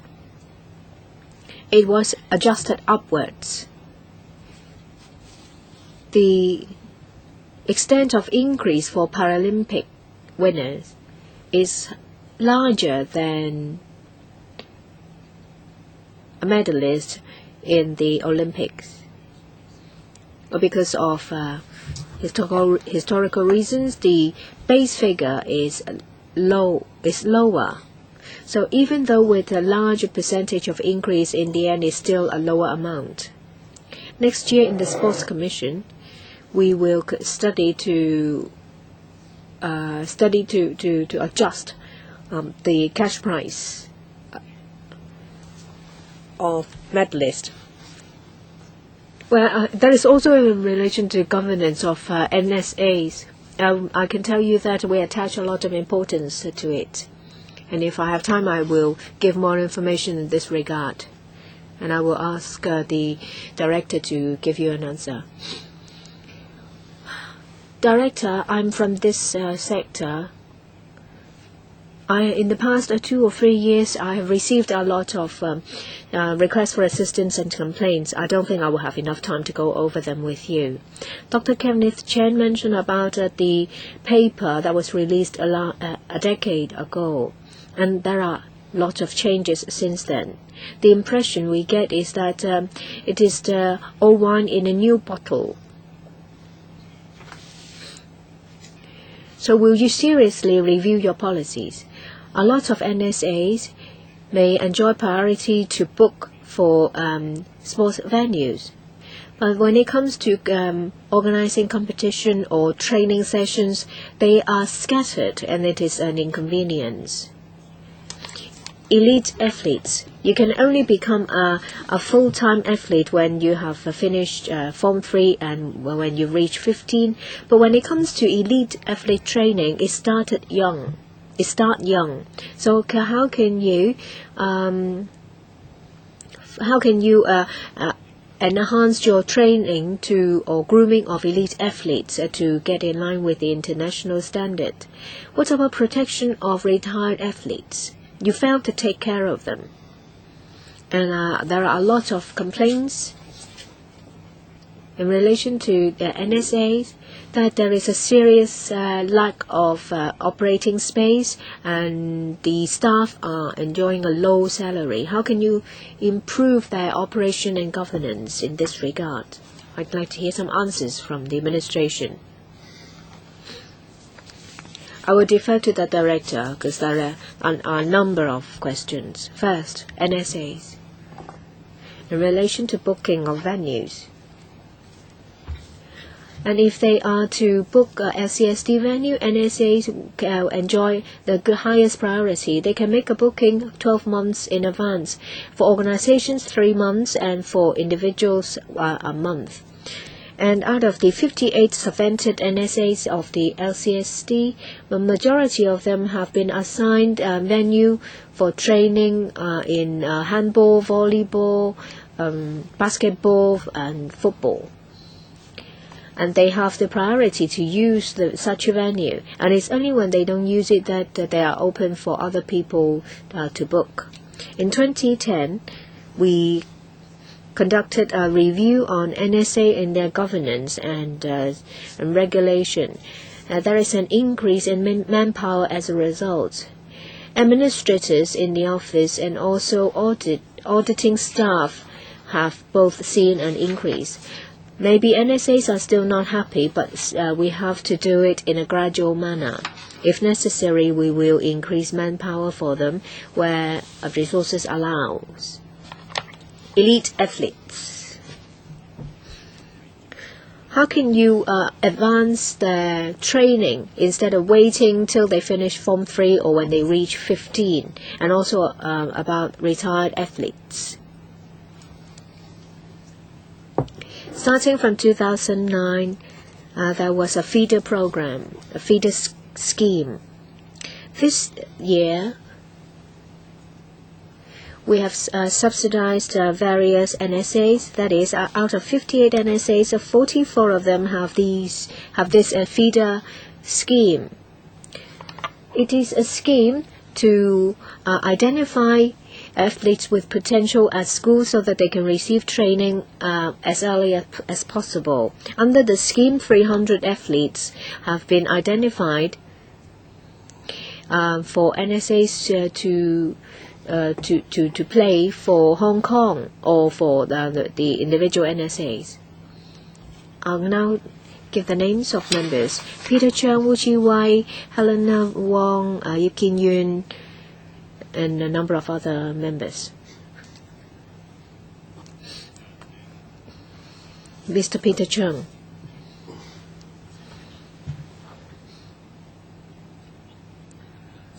I think we've started late when it comes to sports for all.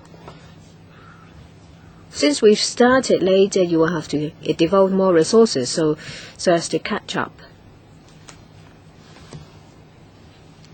I think the administration should think about how to promote sports in primary or secondary schools. I would like to go back to an old issue. Dr. Kenneth Chen mentioned this.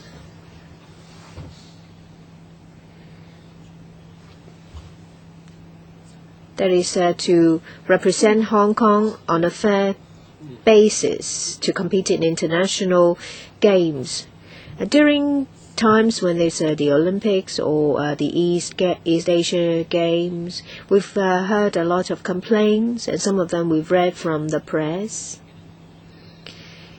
But there must be other cases that are not covered by the press. How many of them are there in relation to complaints? Is there a mechanism in which aggrieved athletes can lodge the complaint because they think that they have been given an unfair treatment and that they cannot represent Hong Kong? How can you address such a problem? We don't want the times when A.D. Osalis will come back to haunt us again. You failed to address some old problems in the sport sector. Are there any mechanisms so that the cases can be reviewed, and even if you can't handle them, they will not be hidden?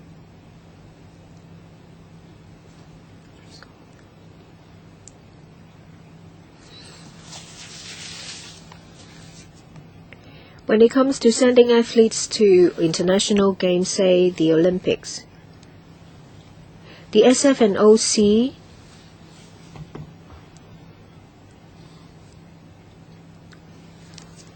is an organization responsible for handling responsible for representing Hong Kong in the International Olympic Committee. There are mechanisms for selection of athletes, and there are the NSAs will have their respective international committee. It's an international federation, maybe.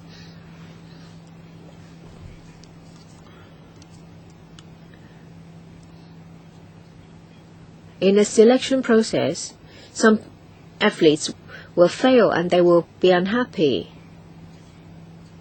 There may be other sports associations that will, other than the NSA, would like to participate. However, the NSA in Hong Kong is the only recognized sports association by the International Federation.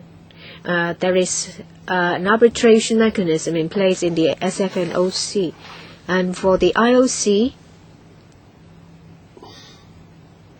they don't want to see a role played by the government. Recently, there is in a country, the government got involved, and that country was taken off the list by the IOC. I understand. I raised this issue because, well, very often because of these reasons, the case was not disclosed.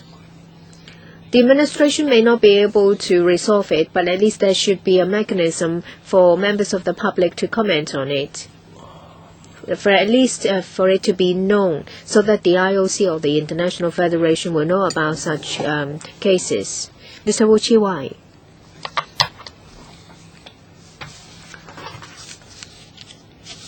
Well, I failed to see any specific objectives in relation to promotion of sports participation. And recently there has been a survey about sports participation and its prevalence, and the finding is that it's low. Well, what is the cause of such a low participation rate? Will you conduct regular, similar surveys to see if you are meeting your target when it comes to promotion of sports? But there is competition between sports for all and elite sports, elite athletes. So would you consider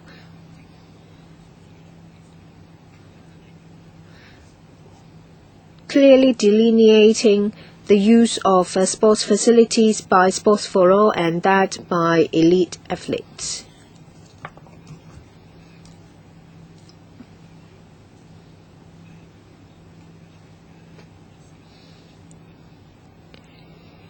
Well, in the past there are a lot of venues, ball courts, that is available for members of the public. But I've read from the information paper that the newly constructed sports facilities will be highly managed, will be specially managed, and so members of the public may not have easy access to it. Director. In terms of territory-wide survey, it's done regularly. And the last time when it was done, it was 2008. This year, there was a similar survey on community sports participation. These two surveys are complementary. They aim at finding out what sports Hong Kong people are most interested in. And in 2008, the finding is that Hong Kong people are mostly interested in jogging, swimming, and badminton. And as a result, these facilities have increased because it is easy to use, and you can just use it. You don't have to book.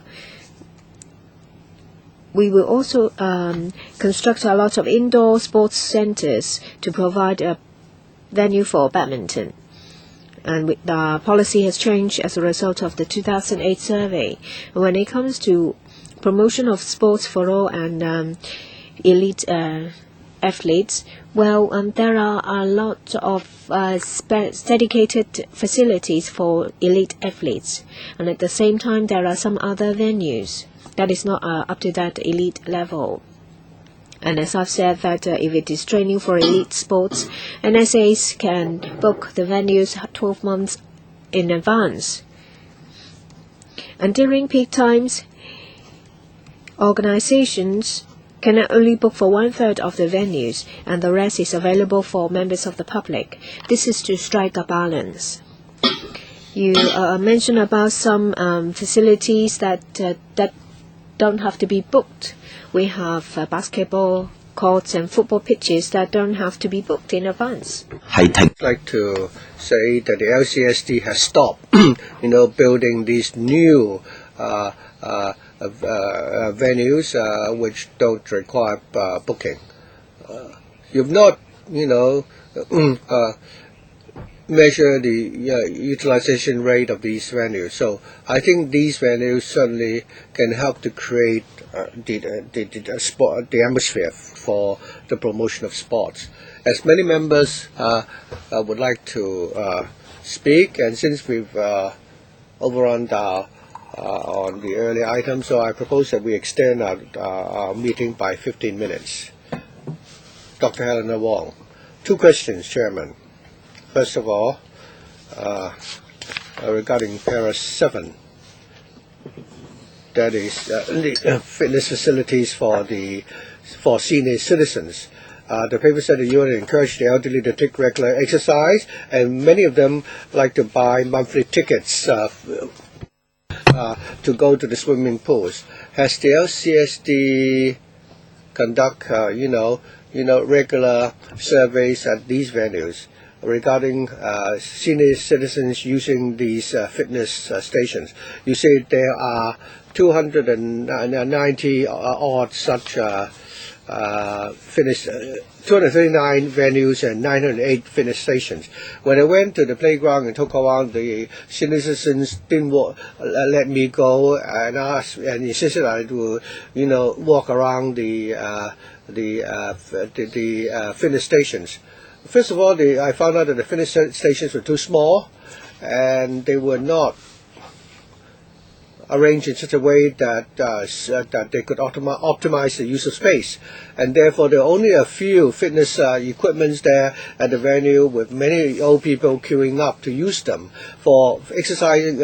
For example, exercising bicycles. For example, the senior citizens almost fight over the use of that single exercise bicycle. So I really want you to, conduct on-site observation. When I go there, these people simply wouldn't let me go and simply lodge a complaint. So there is a huge demand for these facilities. Please actually go to the venue itself and find out. Well, for some of these facilities, they don't need a lot of space. With better spatial arrangement, you could actually, accommodate more of these, for example, exercise bicycles. So could you do better in terms of space arrangement, and also could you provide for more of these, exercising machines? All you need to do is to go there and see. And secondly, regarding the popularization of sports, of course, I hope that you want to have sports for all and develop elite sports. But many of my friends from the sports sector would like me to reflect this. Right now, you're focusing resources on a particular elite sports and a few elite athletes. Of course, we would like them to go out and win medals for Hong Kong. But then there's another situation for the sports which are not yet elite sports. The athletes simply lack training venues, and when they go out for competition, they are subject to many constraints because may have financial. They come from poor families. Very often they don't have training venues for baseball athletes. They have to pay for their own expenses if they want to compete outside of Hong Kong. So what I want to say is that before a particular sport becomes elite sports, or before they are being considered elite sports, these athletes have the potential to become elite sports. So could you, allow these potential athletes to actually move up to become elite athletes if you relax your allocation criteria a little bit, so that they will have a chance to move up to become elite sports. Mr. Kim Yun, Chairman. When the HAB formulates its policy on sports, had it worked together with Education Bureau.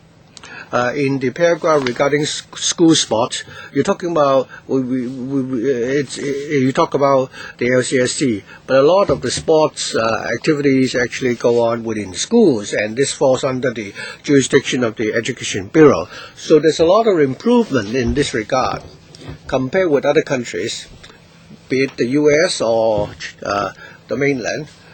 They have clear policies regarding school sports, and the requirements are quite strict. In the mainland, it is required that the school should require the students to do sports for at least an hour, although not all schools can comply.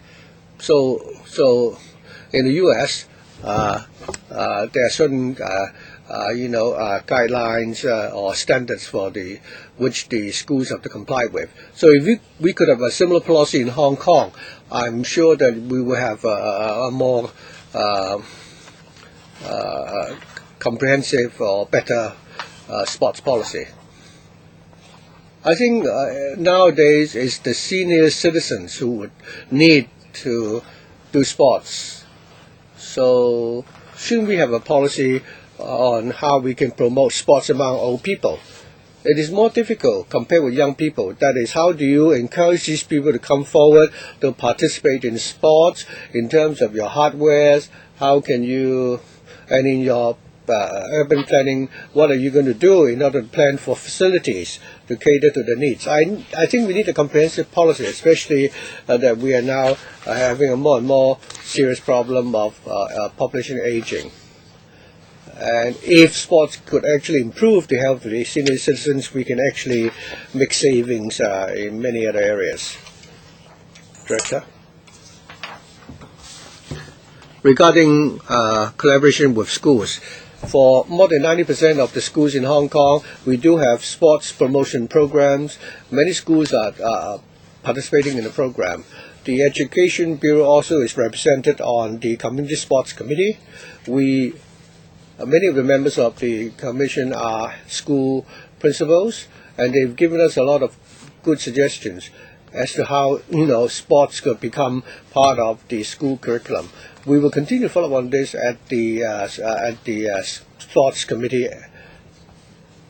For elderly people, they tend to be more interested in swimming, walking, Mr. Chen referred to fitness facilities for senior citizens. We've actually drastically increased the provision. In July, we've launched a monthly bill system for public swimming pools, and we found that more than half of the patrons are senior citizens. They actually go there more than 10 times in a month. So the monthly tickets have actually helped cut the cost and indirectly encouraging them to swim more frequently. Swimming is really a very good sport for old people, and we are committed to encouraging the development of this sport. For senior citizens, other than swimming, Tai Chi and other sports are also very popular. But more importantly, for those senior citizens who don't swim or play Tai Chi, there are a large number of such people, and I think we should care about their health. Many of us sitting in this chamber will soon become senior citizens. So how can you help senior citizens build this habit of doing sports? It's important. Mr. To. I'd like to follow up on the question regarding criteria for athletes to represent Hong Kong in international events. Many international federations will only recognize a respective NSA in Hong Kong, and the government cannot even intervene. I think eligibility to participate in international events, I think it shouldn't be political. Through an open competition, the best winner should represent Hong Kong. If the government funds these NSAs, it should also have the power to require them to stage open competition to select talent. Shouldn't be shouldn't be regarded as government intervention, because by doing so, I think the athletes will not feel aggrieved, because if they're not selected, they wouldn't complain. So would the Secretary tell us whether or not this is something that you can consider and implement shortly? I understand Ms. Ho's views.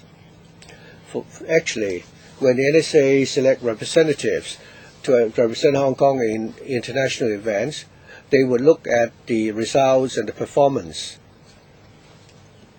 So there will be competition to select the right athletes, and I don't think we should intervene with that mechanism.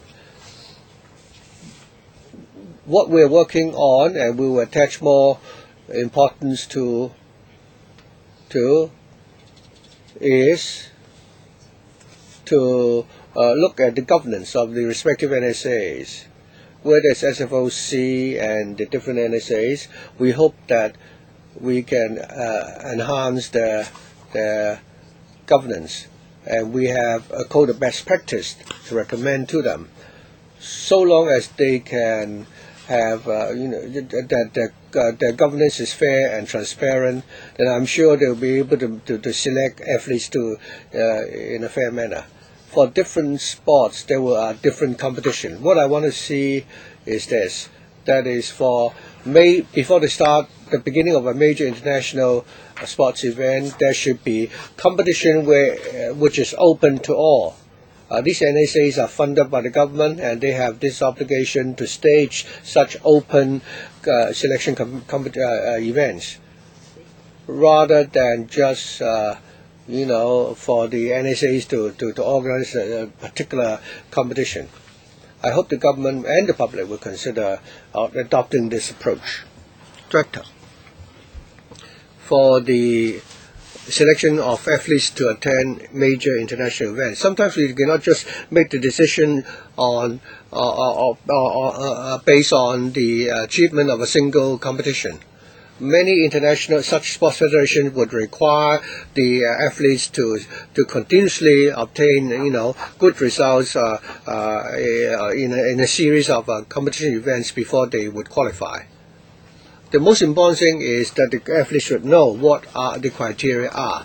Through the sports subsidy scheme, we will, starting from 2013-2014, require all the NSAs to put up their selection criteria onto the website. So anyone in Hong Kong interested in taking part in these events would know that these criteria are transparent and open. And this is what the government can do without intervening with the work of the NSA. Chairman, I think for these open selection events, I think it can help increase the public's interest and also the willingness to participate. Thank you. We have Raymond Chen, Christopher Chung, Claudia Mo, and one more member. Raymond Chen, this is not just about reducing the fees or increasing the facilities or have the sports for all day for just one day of the year. I think what complements it is standard working hours and statutory minimum wage, because for these people, sports is a luxurious item for them. Well, now I want to talk about the N-mark events. Well, it gives the impression that if you just want to get it to be bigger, of course, it gives the impression that you want to get the Olympics, and if not, the second best is the Asian Games. In Guangzhou, it was criticized for just taking more than you can eat. If we are to try to host international games, then we should get those that are annual events, so that we can incorporate Hong Kong characteristics into it. For the Olympics, it's once every 4 years, but for Hong Kong, we may only get it once over 40 years. And there is no sustainability. It won't benefit Hong Kong afterwards. We may build the venue, build the facilities, but they may not be put to good use afterwards. So when it comes to these major events, is there a direction of the administration? Are they just going to aim high? They will continue to apply to host these major events, or are we going to focus on the annual event of the Rugby Sevens? It's taken a long time, but in the end, we have turned the Hong Kong Rugby Sevens into a Hong Kong event that when people think about it, people think about Hong Kong. There are many different types of major events. There are the Asian Games, and there are the Olympic Games, and the Rugby Sevens, or the Hong Kong Marathons. It's an annual event. There are international participants. The administration provides supporting facilities. There are badminton games. We have the international game for badminton. We have the Hong Kong Open.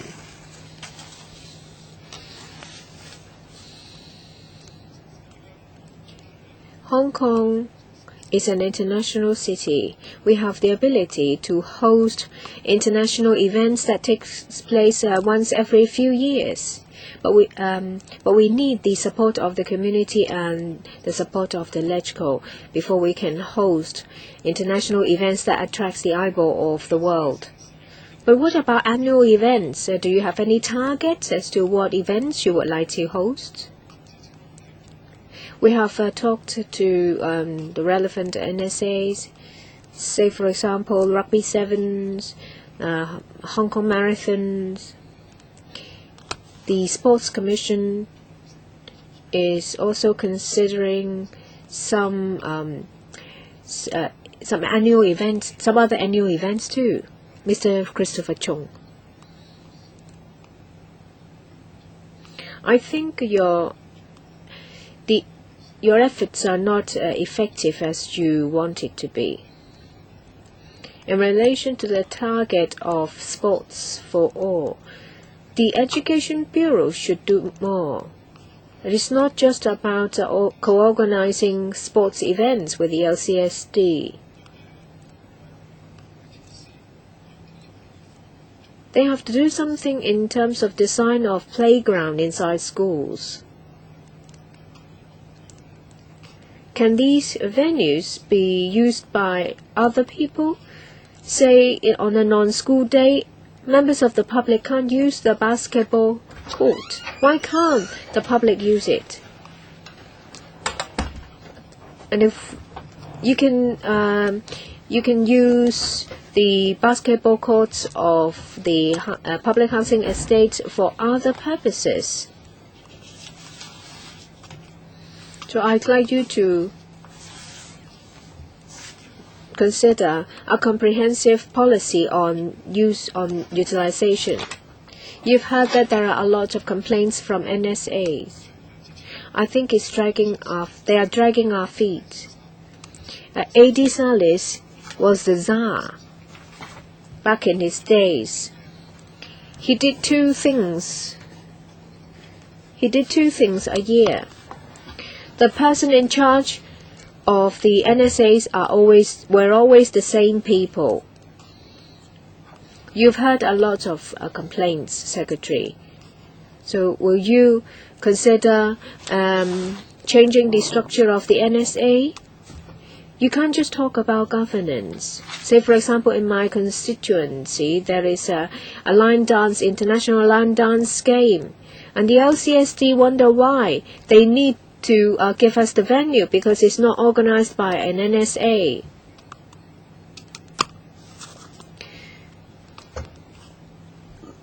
It's not just about martial arts associations. The same goes for other associations as well. I thank for people with a good heart for their long-term support on sports.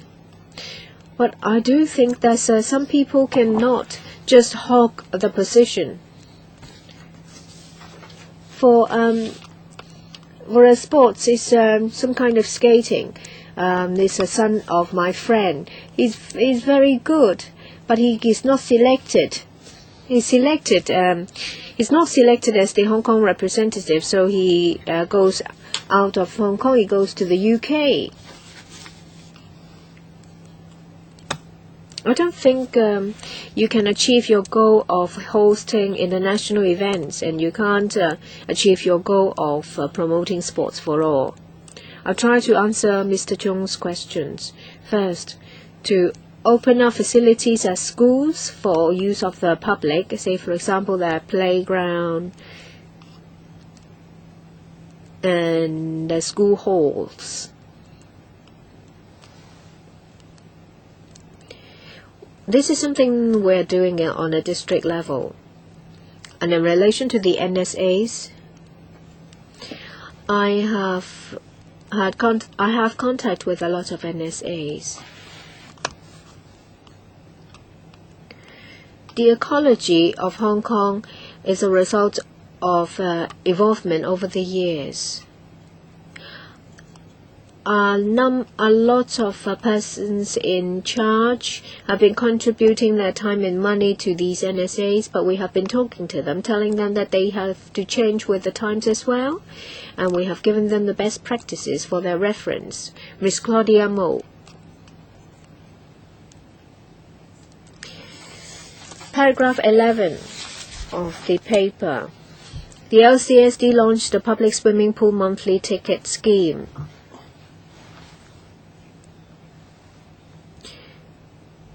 In the Chinese version, the comma is unnecessary because it gives me the wrong impression. It says in the Chinese version that this is to reduce the number of regular swimmers. I don't doubt the administration's effort or devotion to promoting sports for all and elite athletes. When I'm now looking at the perspective of needs of the public, when it comes to sports facilities, the opening hours are all wrong, and the venues along the streets, those that do not have to be booked, are hogged, and some of them are quite inaccessible. Some private residential estates have their own clubs, but you have to pay a subscription fee, and in turn it drives up property prices. And the facilities are quite luxurious. There are facilities for badminton, and there is a gym, and these are things that we all need. The director said that there are surveys done, and there is the once a year Sports for All Day and the biennial Hong Kong Games, but that is far from enough. Do we have a roadmap? Do you have a roadmap? Do you have a timetable?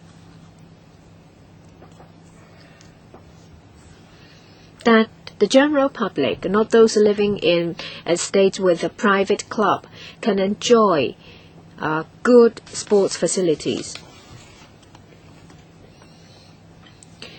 And in terms of promotion of Sports for All, it is not limited to the Sports for All Day or the Hong Kong Games.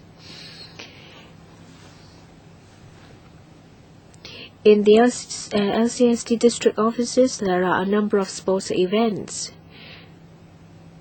These events are subvented and got funding from district councils. There are thousands of sports events at affordable prices. And they enjoy priority in using LCSD venues. And the number of participants is rather high. This complements with the private facilities offered at clubhouses. It doesn't mean that since there are facilities in private estates, we don't have to provide any. Every time when we plan to construct a new facility, we consult the district council. We will only come to the LegCo for funding approval if all the criteria are met. And the facilities opens from 7 o'clock in the morning to 11 p.m. It's a very long operating hours, so people going to school or going to work can use them before or after work or school. And we will also take into account the views of the district council. The last member, Mr. Yu Si-wing. Is there an assessment mechanism for the different types of sports events? Say, for example, funding, resources put in, and then do an analysis on the impact on the community, participation, revenue, income, or income from tourism. And if there is such a mechanism, well, what is the statistics when it comes to funding or resources devoted and their change over the years? Who is to take this question?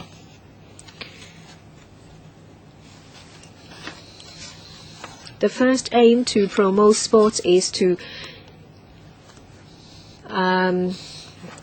get Hong Kong people to lead a healthy lifestyle.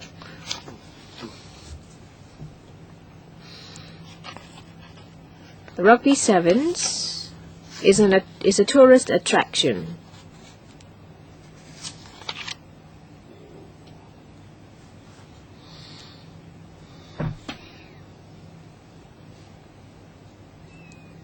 The organizer used this as a selling point, say to attract a sponsorship.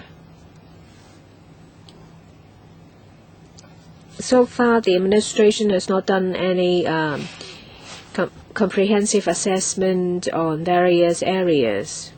We may consider whether we need to identify some events to conduct such surveys on a pilot basis. I think it's not just about a single event. There should be a complete analysis on the various events over the years. Say for a certain brand there is a survey done. We can see how much the administration has put in, and we can see that how much income is generated and what is the turnout rate, so that we know about the cost effectiveness of the resources put in. All members have finished their first round. We have already overrun by 15 minutes, and this item comes to an end. I thank the administration for attending. Next, any other business?